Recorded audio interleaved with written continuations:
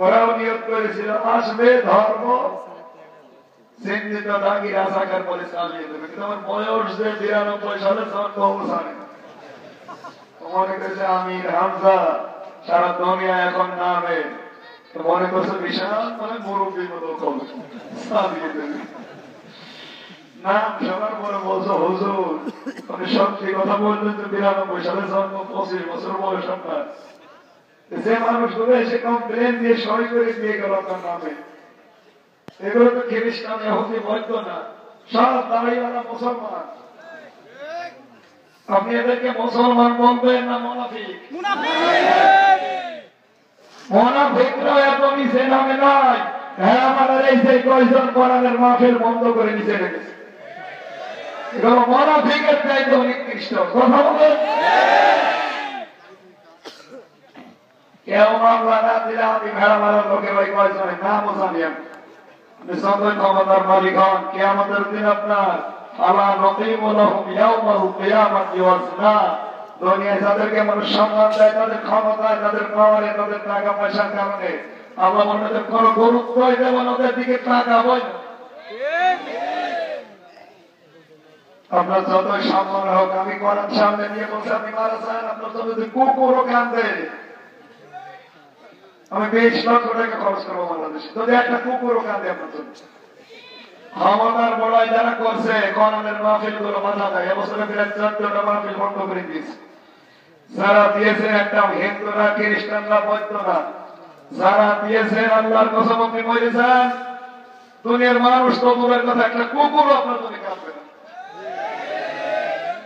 কারণ কোরআনের direct indirect যারা বিরুদ্ধে যায়, আল্লাহ ওনাদের দায়িত্ব আমি আল্লাহ ছেড়ে দিয়েছি। আল্লাহ যদি আপনার দায়িত্ব ছেড়ে দেয়, আপনার দায়িত্ব নেবেন কোন বাবা? যতদিন ক্ষমতা আছে ততদিন আপনার উপরে মানুষের ভয় আছে, সম্মান দেয় আপনাকে ভয়ে।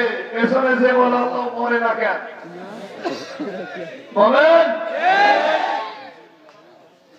বাদশাহ হাজ্জাজ বিন ইউসুফের জীবনীতে দেখেছি, ডক্টর জীবনে শুধু একটা ভালো কাজ ছিল, কোন ভালো কাজ জীবনে করে নাই, শুধু একটা ভালো কাজ করেছে, জেল জবর দিয়েছে। এই একটা কাজ শুধু ভালো করেছে, জনগণের উপরে জুলুম, অত্যাচার, নির্যাতন করে একেবারে সর্বশেষ প্রান্তে পৌঁছিয়েছে।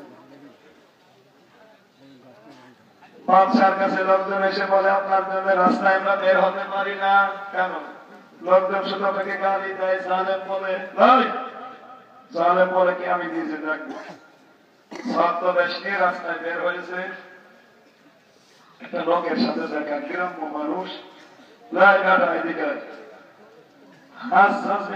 লোকটা কেমন জালেম, যে বলেছে জালেম ওর মেজাজ গেছে খারাপ।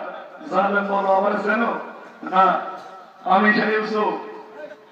চিন্তা করছে মতো মাথা থাকবে না, ডাক দিয়ে বলে বাদশাহ আপনি আমার চেনেন?